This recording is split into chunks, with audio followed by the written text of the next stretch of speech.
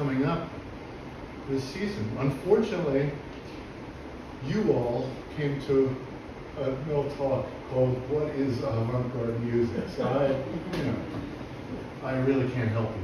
But thank you so much for coming. My name is Robert Constable, and I am a composer. And I hadn't thought about it until sometime in the last year that I've actually been composing music for more than 50 years. And well, I'm really very happy to be here, and I'm very happy to be joined by Amari Leon Sosa, who is a Mérida born. Yes? You were born in Mérida? Yes. Okay, so he is a Mérida composer. And I have been very lucky in the past year or more to have met a lot of wonderful musicians and composers, fascinating people doing very interesting things here in Mérida. And so decided, let's try to make a music festival here. I was the director of a music festival in Tampa, Florida for many years, so I kind of know my way around that. Adding my very poor Spanish and all that kind of stuff to the mix, it made it a little more challenging, but I've been having a great time. And so I've never actually spoken about avant-garde music. All the time I get asked, well, what kind of music do you write? And there's all these words that over the years have just become more and more meaningless to me. Contemporary classical music, that used to work. But now it means Yanni and stuff like that. So that doesn't work anymore. Avant-garde music still works, but what does it mean? So the definition, I had to go online. Avant-garde music is music that is considered to be at the forefront of innovation in its field, with the term avant-garde implying a critique of existing aesthetic conventions, rejection of the status quo in favor of unique and original elements, and the idea of deliberately challenging or alienating audiences.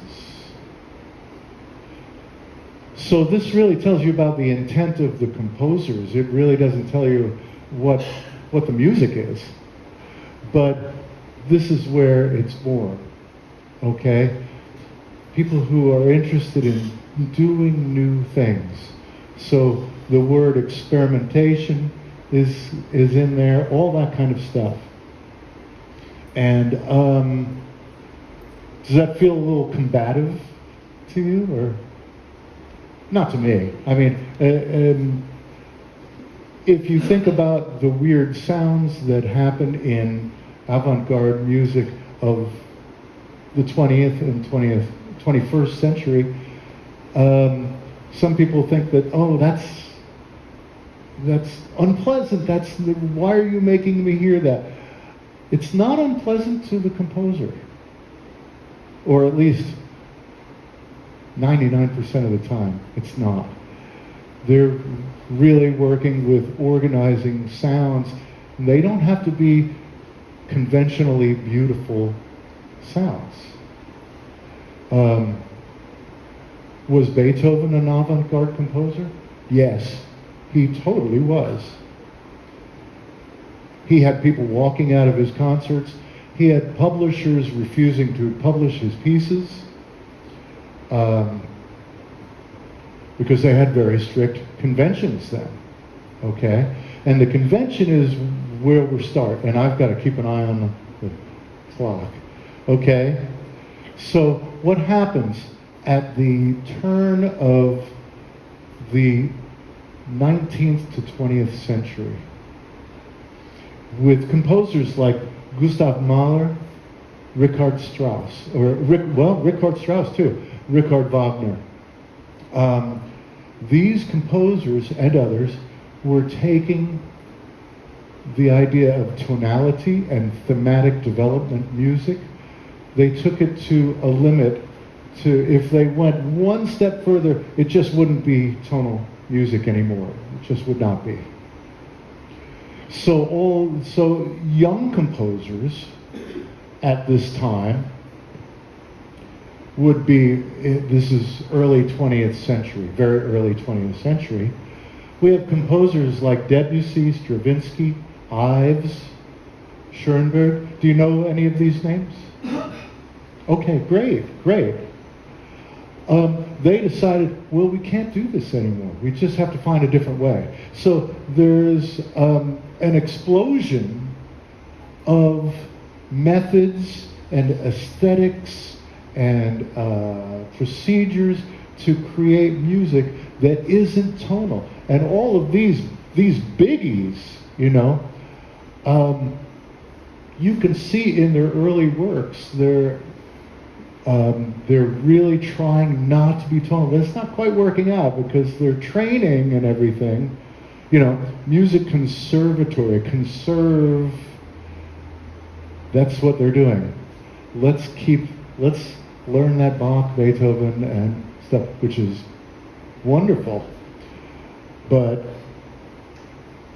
when we live in the 21st century, maybe there's different ways or more appropriate ways to express ourselves through music, okay?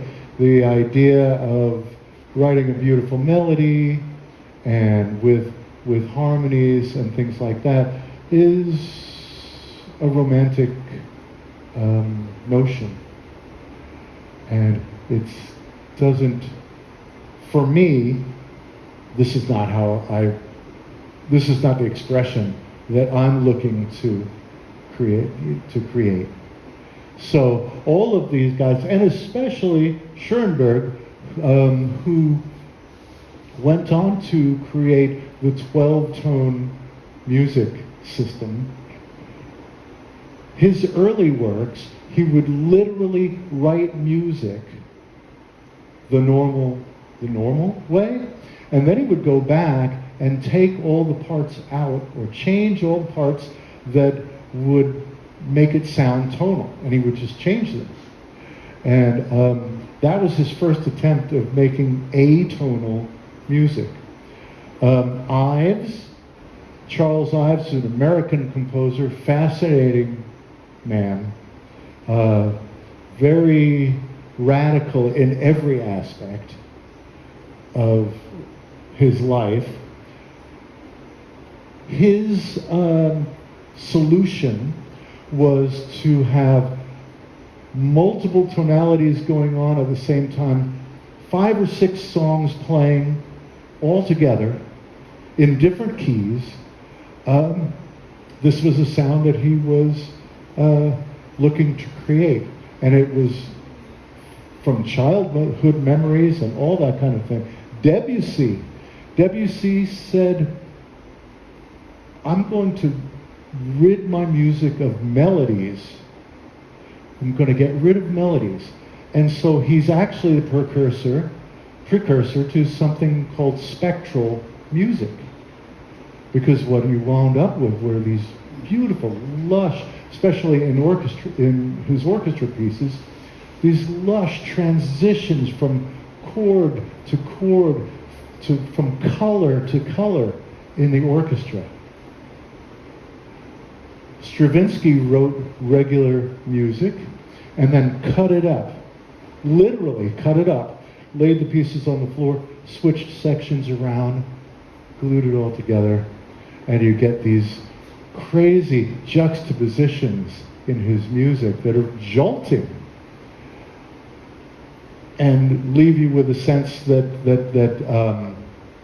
this can't be tonal. There's not a resolution coming down the line. There's just another jolt that's gonna, fascinating, beautiful stuff. So these are all attempts to make something new, because these composers were not interested in perpetuating the tradition that had gone on for 400 years in Europe.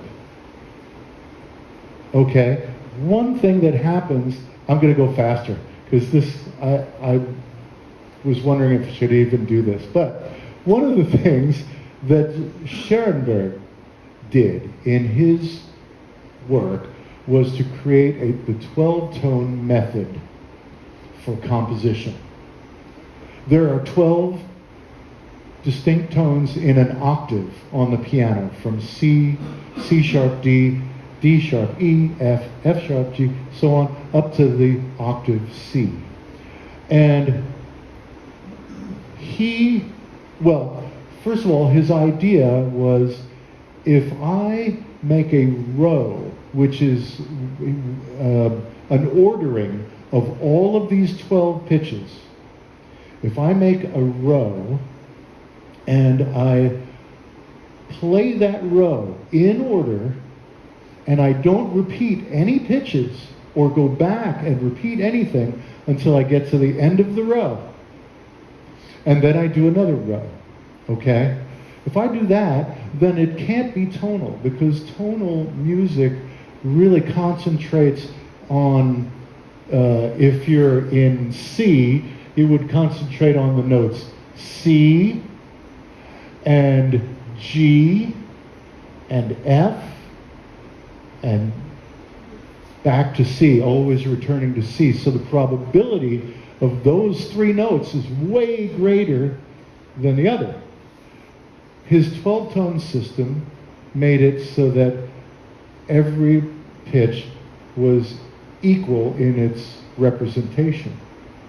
Anyway, he then numbered the pitches like so, okay? What would come after this B would be another C, and it would be back to 0, okay? And with this, with a number system like this, he could make a matrix. Here is a 12-tone row. This is from a piece by Anton Webern, a student of Schoenberg's. And the prime form of the row is here. And then it's very simple. Through simple mathematics, you then create the inverse of the row. And then all the rest are transpositions. They're the same row, but they're starting on a different pitch. Does that make sense? Okay. So this now, we have all the possible transpositions of the row and iterations. We have, if we read in this direction, we have retrograde inversion. If we have this way, it's the inversion. If we read this way, it's the retrograde. That's the row backwards. So now, after Schoenberg, we get his student Webern, and then in the 50s, European composers from France, Germany, the Netherlands, Italy, everywhere, they were interested in total organization, okay? So now, here's the pitches and the numbers of those pitches. But what if we also made a row, an ordering of dynamics that were associated also with those numbers? What if we also made a row of instruments in the ensemble? And those instruments, maybe cello plays G, and that's it, okay? Clarinet plays C, tuba plays D. That's not only making a direct association with this pitch and this instrument, but it's also making an association with that pitch and the location of that instrument, which really gets interesting, okay? In fact, I encourage you to listen to a piece by Anton Webern student of Schoenberg's, who did an orchestration of Bach's Ricercar, a fugue. But he did it using these methods, and the melody just is jumping all over the room from instrument to instrument, and all the counterpoints as well. And it's just such an amazing listen. Okay, enough. Then you have John Cage. Who's heard of John Cage? Super. An amazing composer, very misunderstood. A lot of people say, oh, John Cage, he does random music. He rolls the dice and writes down. Yes, he does, but he's done so much more. And I would encourage you to check. I believe they have a John Cage book here at the library. He's written several books. Silence is a classic, and another one called A Year from Monday. He was interested in relinquishing some of his control over the music as a composer, thinking that a random decision of some kind could be more interesting than something that he could think of. And so he built an entire aesthetic around that. Okay, then we have electronic music. I'm going to go faster. With electronic instruments and computers, we can make sounds that have never actually been heard before. Computer music. Okay, the term computer music can generally mean programming computers to create sounds. Okay? And then there's computer-assisted music, which is programming computers to parse and organize musical data. And even do some composing. You write type an algorithm, and then run it, and the program writes out a series of pitches or something the way that you want. I work this way a lot. Okay, so we get to find inspiration from extra musical sources, and the idea of mapping from one a source, art, okay, visual art, or physics, or numerology, and you map that onto the 12-tone world of music. Okay, so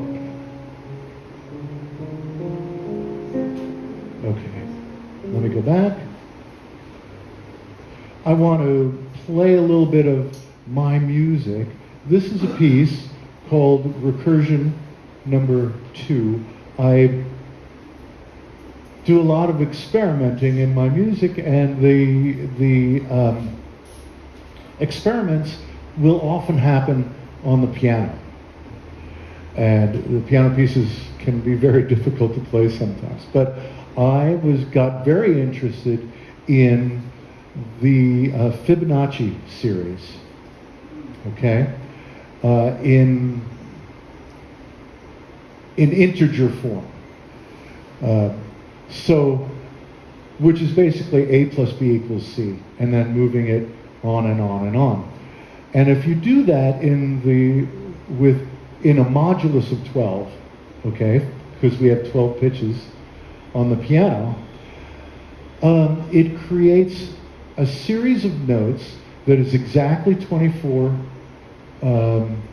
integers long, and it divides itself in half, and the second half is an upside down transposed version of the first half. And I began to think that there's something magical about this. Now, people have been composers have been using Fibonacci series in various ways for, well, maybe centuries. There's some talk about Mozart being the sections and the high points of the sonata allegro movement in his pieces hits the Fibonacci proportion very often. It's scary. And but I'm using it in a different way, creating sort of melodic music. The thing is, I like to investigate these things in a way so that I can figure out a way to make music with it. So this starts out with a single line that starts to divide and do interesting things. Recursion number 5.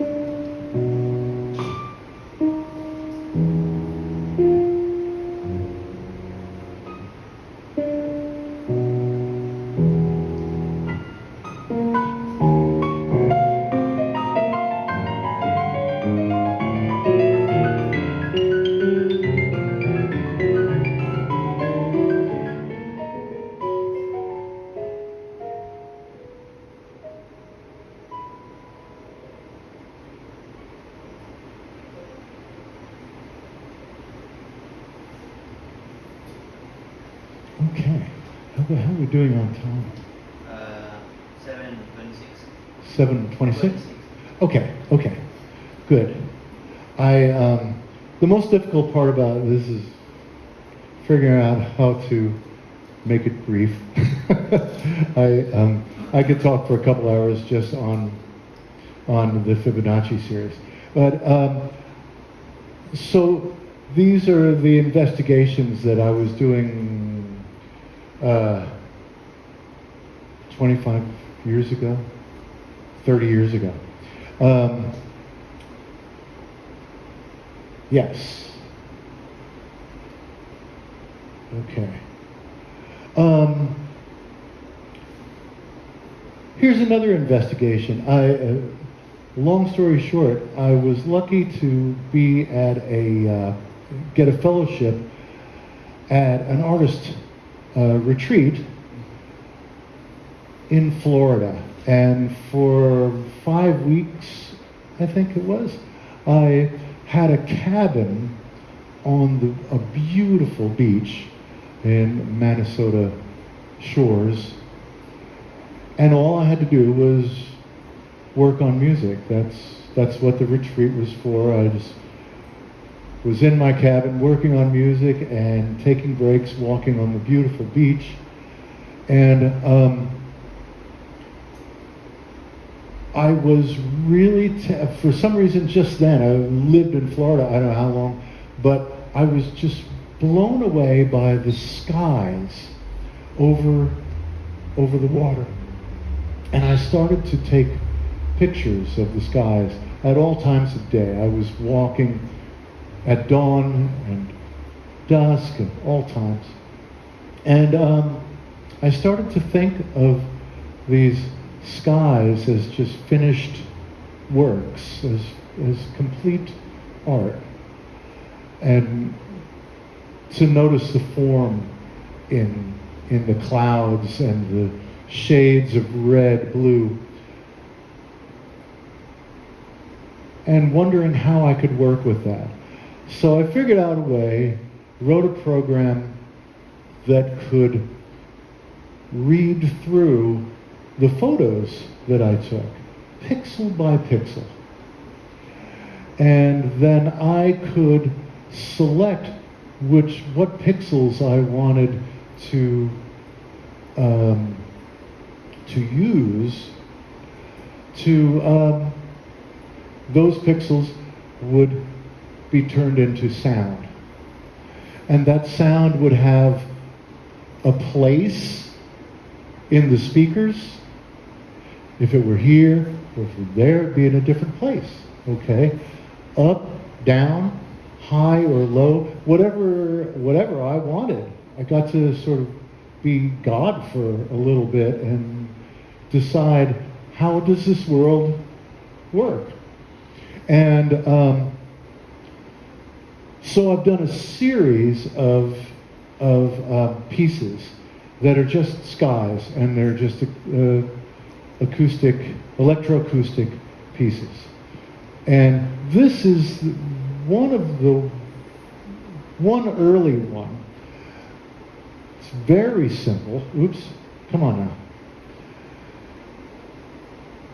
And so you can really hear it, and I decided with some of them that I wanted to just accept whatever the computer would generate.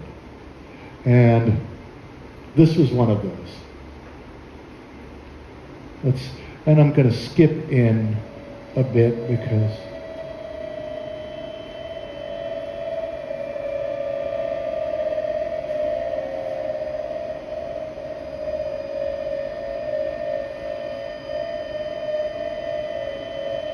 so this is the picture.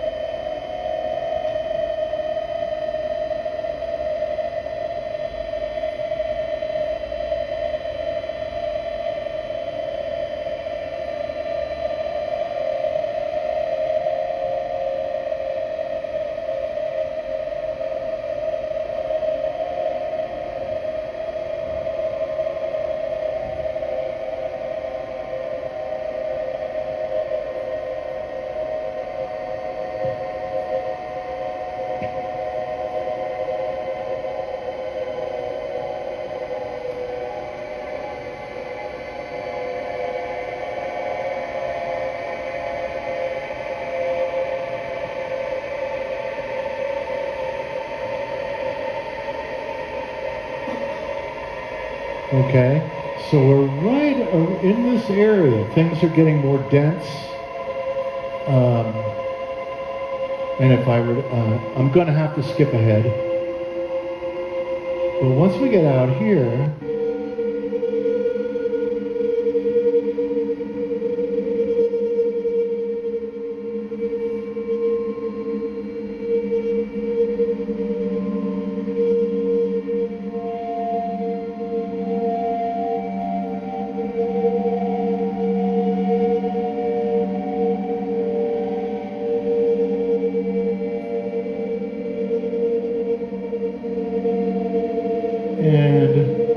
piece ends with a whisper over here, because the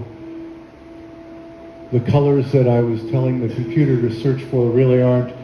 There's not much going on in that area. And lastly, I'm going to skip that. Okay. So have been looking at clouds, and I started to research how clouds form and how they work. And this is a very recent piece for violin and electroacoustic music, electroacoustic sounds. And I used this program that I wrote as I modeled clouds. And I modeled them to form clouds around the notes that the violin was playing. So that there are many moments in this piece where you can't really tell what you're listening to.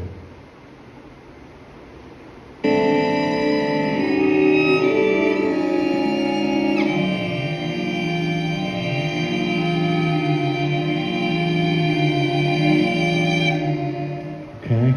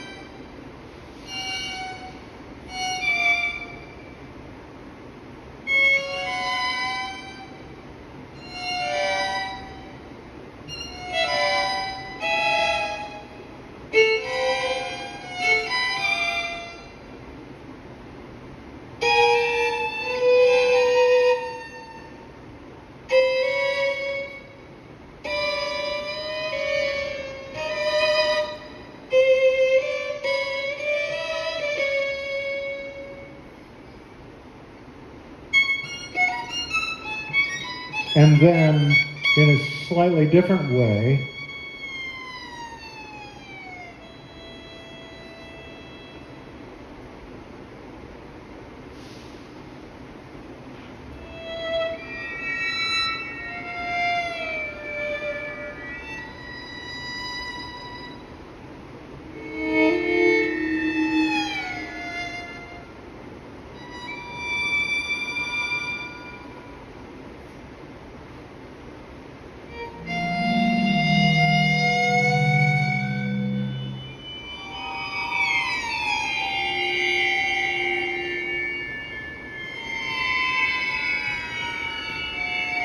this, by the way, was performed at last year's Mérida Clásica Moderna. Okay. Is she reading music? I don't understand the connection. Oh, he's reading music. Yes. Yes. Okay. And I'd like to turn it over to Amaury now.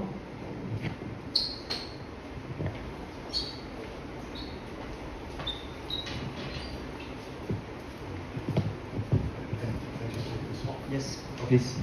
Hey, good night, everybody. I was thinking all these ideas and concepts of electronic and avant-garde music, and I was thinking that music and it's a game, and it's just a part of how we express or how we can get free energy from us. And for me, the music, these last 8 years at last, was to create this idea of game for me, or how is the game that I can play to get free this energy. And it's kind of hard in the beginning, because sometimes we just like the music and how it's mixed, and for me this idea of avant-garde music and to be somebody that can express and can understand what is music or what is sound. And so 8 years ago I just began to understand what is energy. I understood that music is energy, so I began to read about energy, to read about music, and I understood all these harmonics because we saw with Robert that we have C, C sharp, D, but what is this in the physical world? No? So I understood. I start programming. Okay, how I can, but why the sound distorts, right? So I start programming algorithms that can understand the sound, that can understand the energy, and I just understood what is music in the field, where it comes, and how we can manipulate it. So my work, it's about energy always. Sometimes I just sit and from this point to this point, like 30 seconds, this energy, from this point to this other point, this other energy. And when I write the music, I just say to the musician, this is what I want here, from here to here, and this is how I just do the music. And I participate in Clásica Moderna. Last year I started with euphonium at the age of 28. I'm 38 now. I start reading trumpet. I start with electronic music, and so when I was 16, like 22 years ago, and just dance music. I have some dance music for you. And let's see. Okay, I do algorithm music. I don't know if we can hear something. Or, yeah.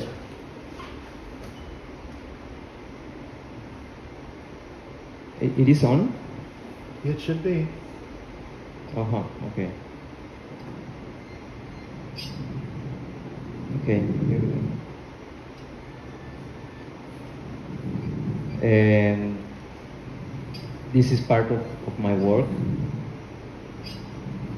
This is just experimentation of how long or how short the circle could be, some waveform, some sound, and just going long, short.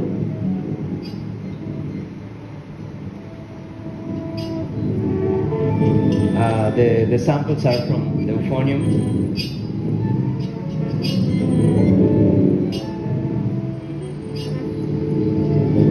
No, it's okay.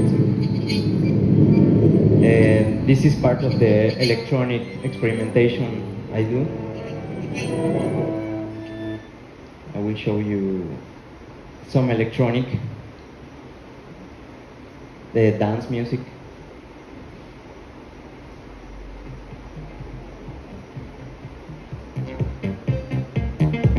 Just electronic dance music. This is me playing the trumpet.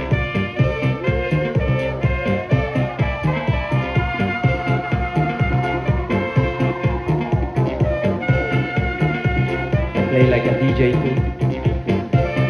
But I understood how to read and write music. I write for ensembles in Tennessee. For the University of Tennessee Tech. In 2019, we performed a piece for 10 instruments. This is part of what we record.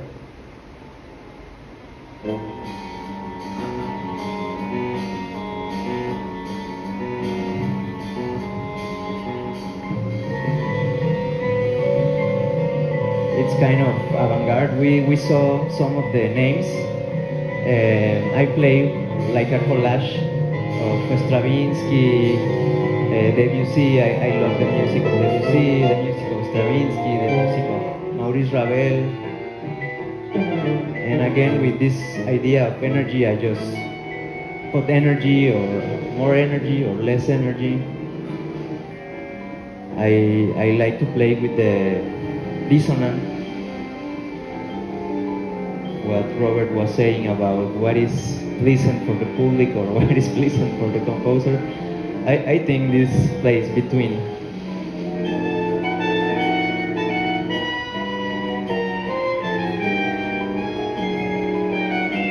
Very melodic, again with the idea of energy. I think the music has different ways to get close to us, or for us to get close to the music. And there are too many ideas, concepts now of music. So we can play with any of these concepts and do avant-garde music. It's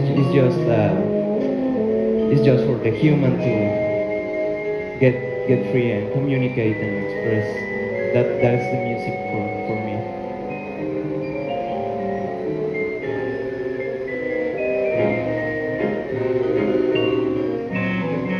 And it's a 18 minutes piece. I will go just to the end. The last minute. The name is Bocanada and plays with the concept of breathing, running, or being happy. This is a very dramatic part of the piece. The last Bocanada.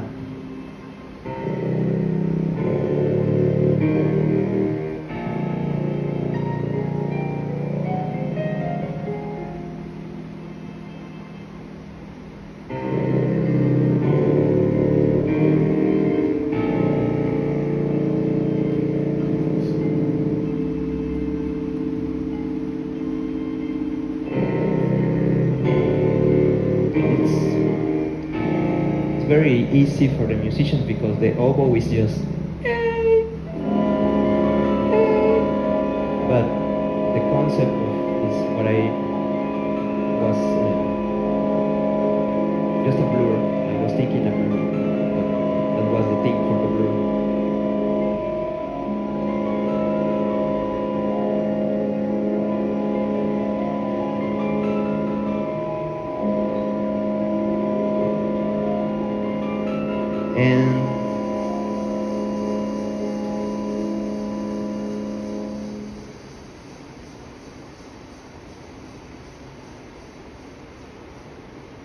And that was the end.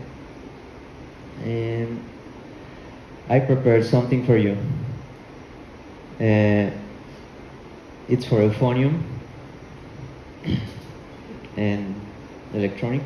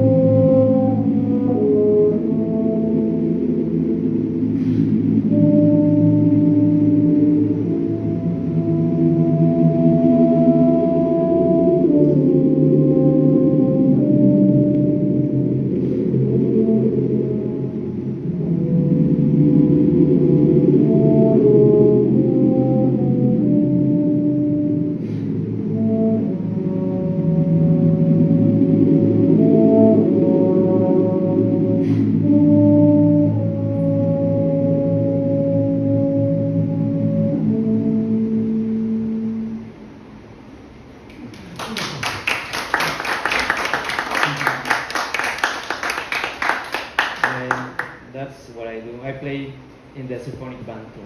Luis Luna Guarneros is the name of the band. Thank you. Well, I don't know what we're doing on time. 7:48. Oh, okay. Well, yes, the test will be coming along in just a minute. But if you have any questions that you'd like to ask, we're here. And in the meantime, I will, this is what the test is going to be on. So this is, I just pass them down. Did you have a question, sir? Yes. I'm going to use the word I learned tonight, mapping. So you're mapping from, in the case of Sky 57? Yes. Yeah.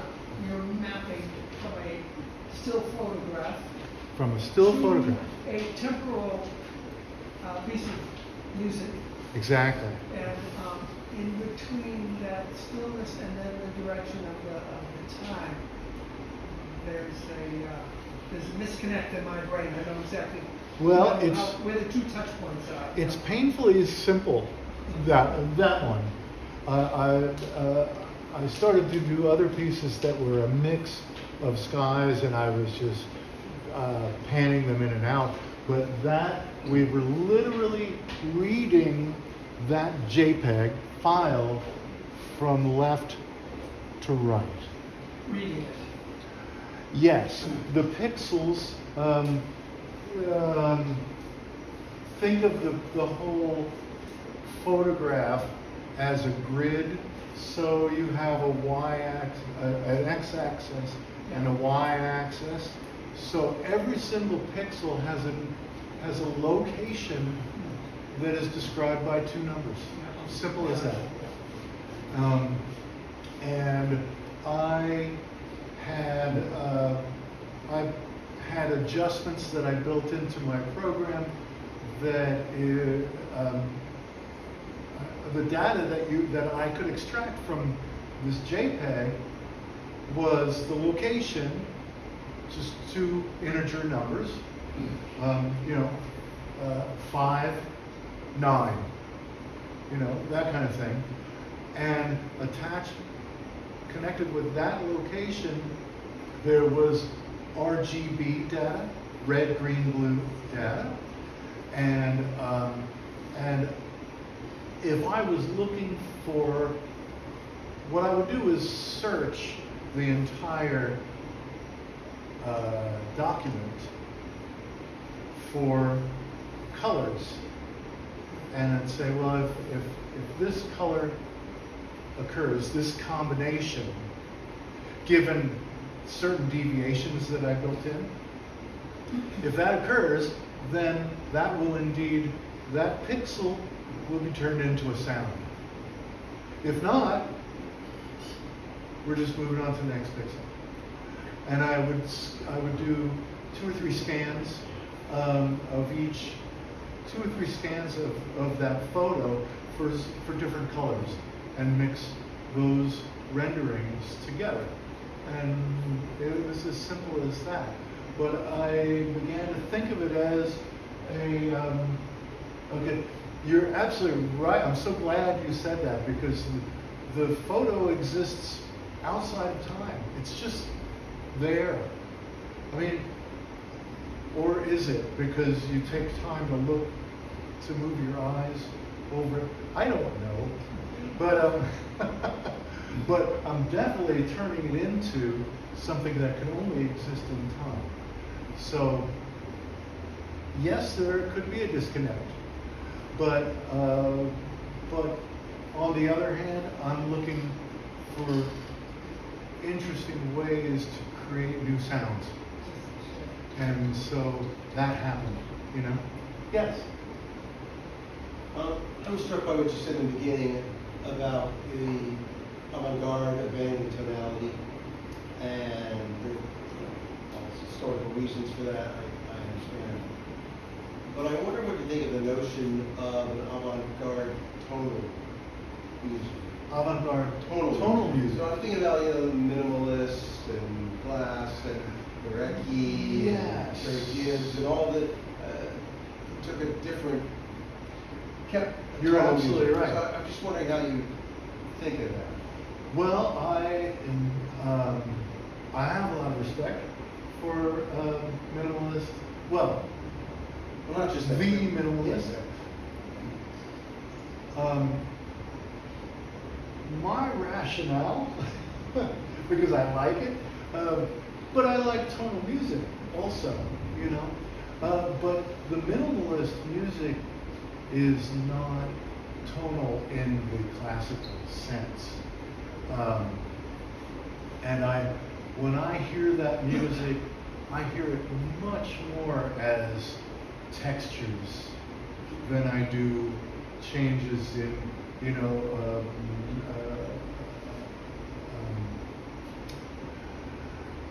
in tonal music you build up tension and then you have release.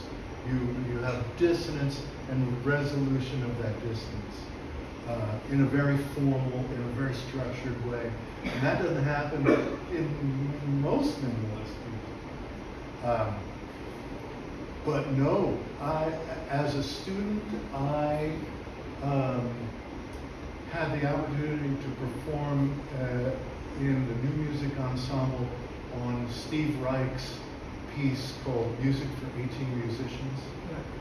It's a non-stop, about 55 minutes non-stop playing. I played one of the pianos, and it was a life-changing experience. You can't read music the way you normally read music. You have to read it, you have to approach that piece and many of his pieces in sort of a meditative way. It's just incredible. Absolutely incredible. Well, the abandoning of tonal music, you know, a lot of people went to total serialist and then said, you know what, this isn't working for me. And they went right back. You know, and avant-garde is not something that is restricted to classical music or even music, you know. Visual art, there's plenty of avant-garde there. Rock music, there's plenty of avant-garde rock music. You know, so it's there if you look for it. and just because it's avant-garde doesn't make it good or interesting. I don't know. I just do what I do. And that's what I was thinking when I said that it's a game, because Yes. the minimalism is Yes. are rules, and for example the serial are rules. yes, yes. Well, you have to. Just a game. You know, there's in jazz, there's the term free improvisation, but it's never free improvisation. Never is. Okay? You're always getting control from something, and that's good. You're getting controlled by listening to the players around you. You're getting controlled by perhaps the key that you're playing in, or the mode that you're playing in, or anything like that. So, yeah, improvisation is a strange thing. Yes, sir. I think Cage was attempting with a manipulated piano to sort of break away from a control like that, you know? Well, with the manipulated piano? Yeah. Actually, that was just a bit of practical stuff.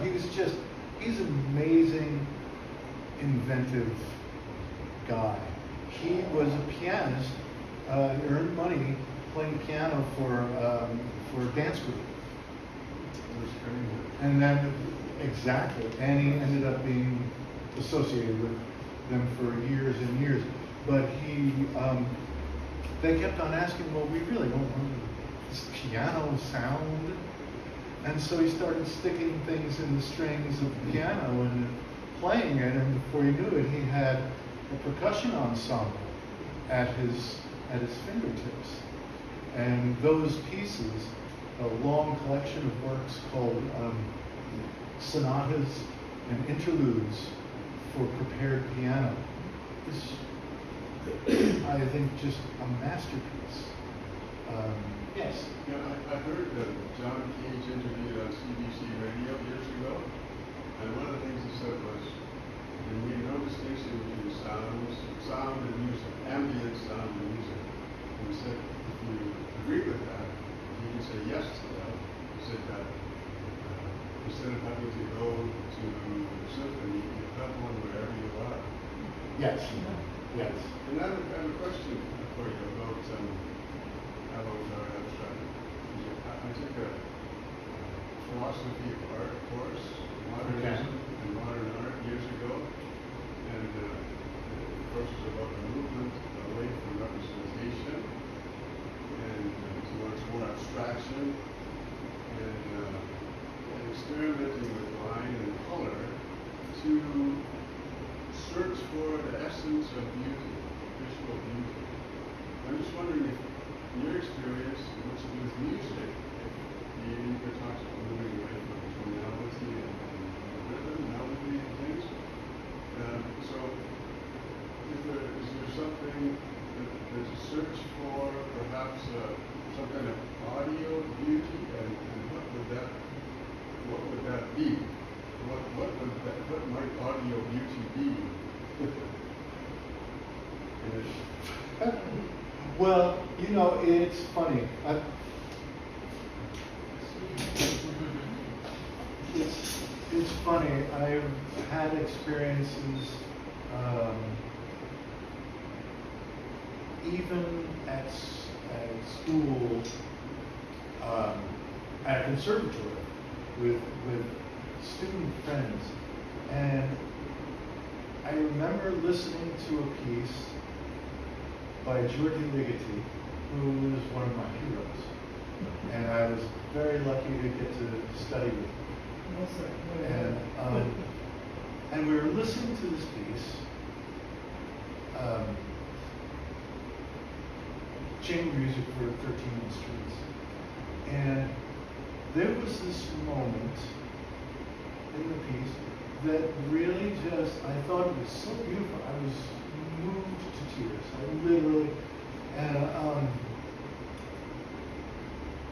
nearly everybody else in the room was like, that was just the most raucous, horrible screeching I've ever heard. And it was just so beautiful to me. Yes, it had a lot of dissonant sounds in it, but, you know, so I guess beauty is in the eye of the beholder. However, I had another experience, and this is kind of a rare experience. I have a friend who bought a harpsichord, and one of the first things that he did when he got this harpsichord was, first he played some pieces on some of his favorite pieces from the Renaissance era and early Baroque era. And he played it and he recorded those. And then he got out his wrenches and he retuned his harpsichord so that it was Pythagorean tuning, which means that the thirds, what a regular piano, it's called equal temperament, and there are a lot of compromises in the way the notes are tuned. If you tune it to Pythagorean, then the thirds and the fifths are perfect. They're perfect.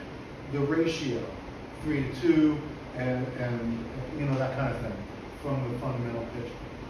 And But what that means is that you can only play pieces in this one key. If you want to play it in another key, well, then you have to retune the whole thing all over again.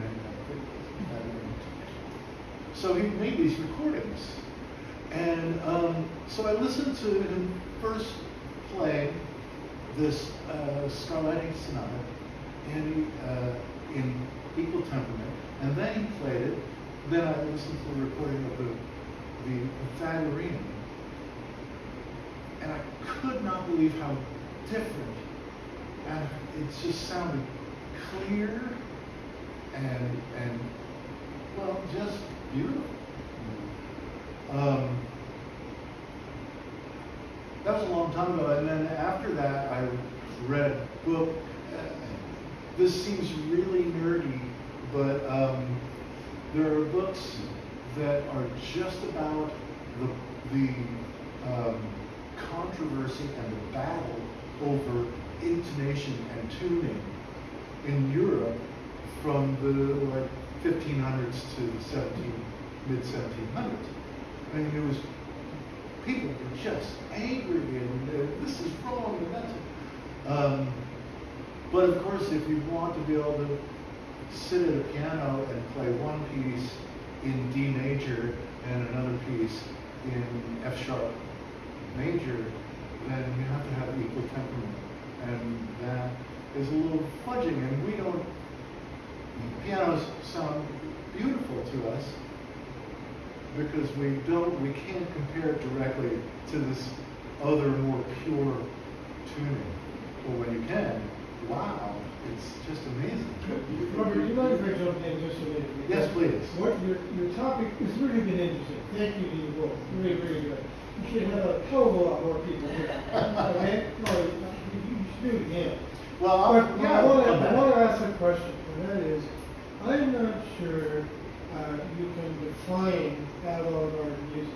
You might be able to describe it, but you haven't described the avant-garde listener. I'm an end user. I buy the stuff.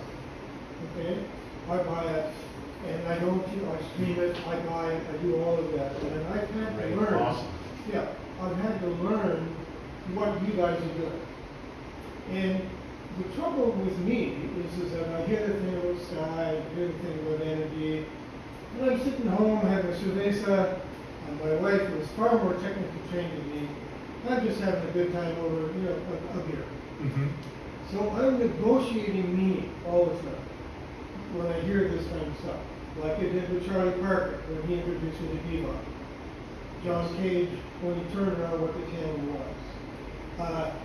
Anne Klein when she actually produced Prince of Clouds.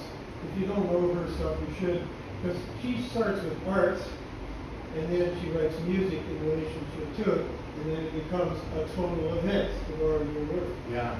So we don't know how to listen to this stuff.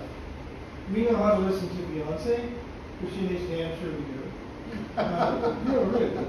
And I'm saying with respect because money comes into this pretty quickly, and you've got a tremendous background in terms of institutionalized music education. It's probably underwritten all the stuff that you've done. And I don't know who's buying your stuff and who your audience really is, but a lot of it, in the end, is you need avant-garde listeners. Mm-hmm. And we don't have her in it. We really don't.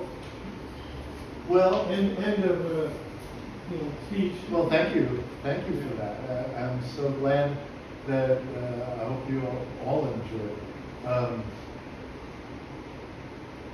Well, yeah, avant-garde music's I think that definition describes the person who's creating it. Yep. And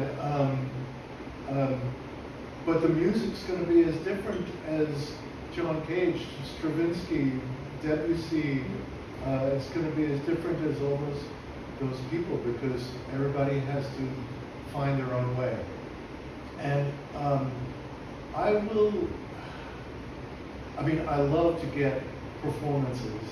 I love to hear my music performed. But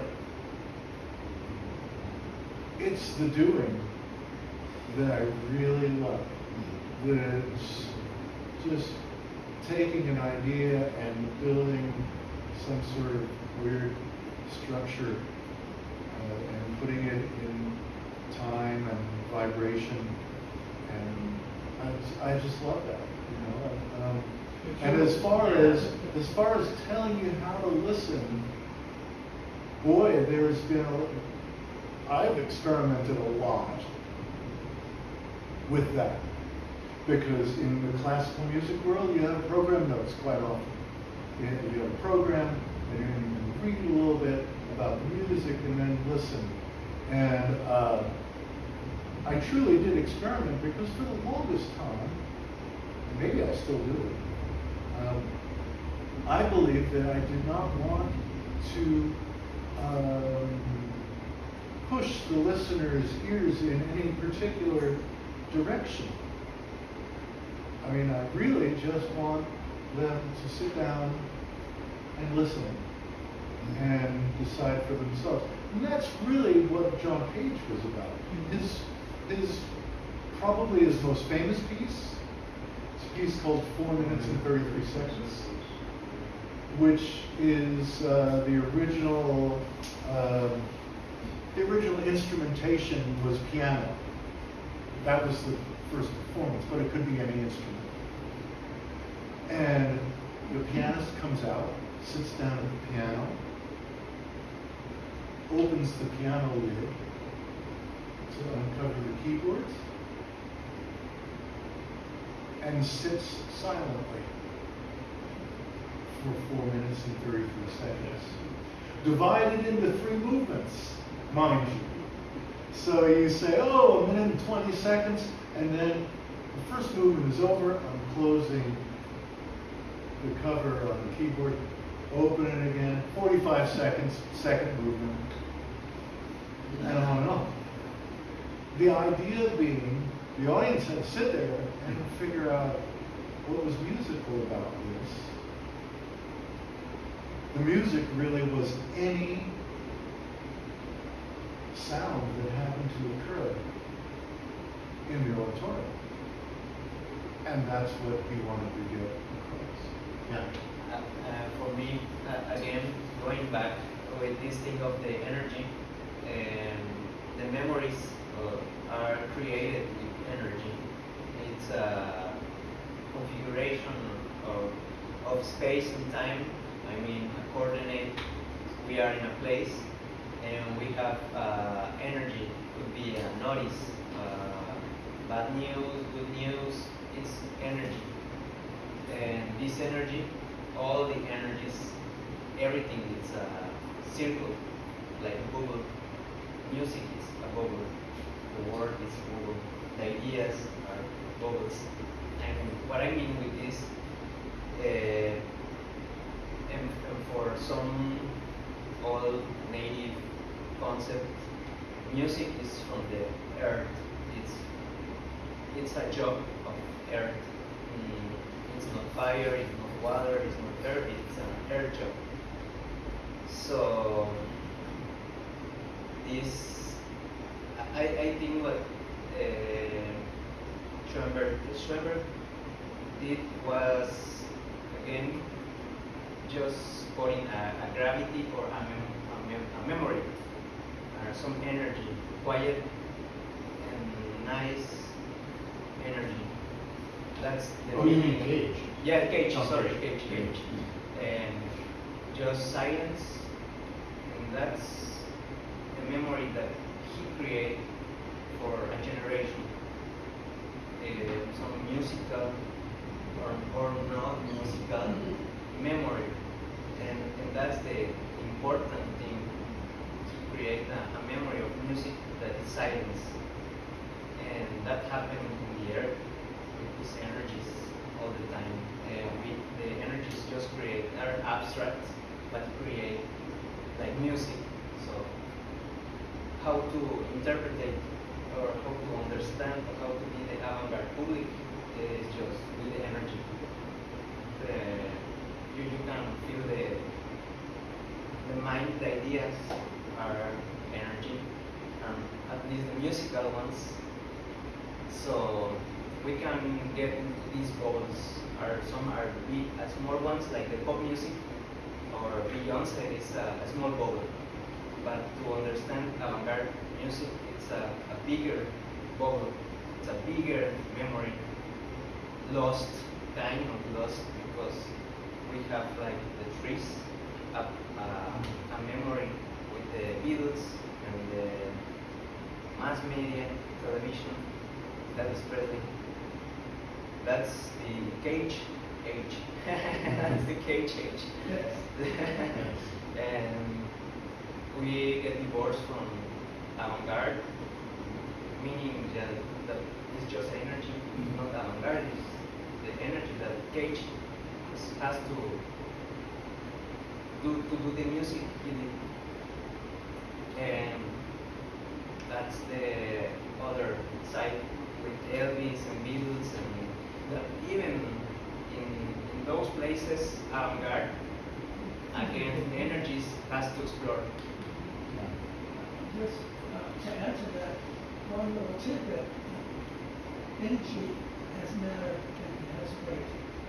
So it's not as ethereal as we might consider it.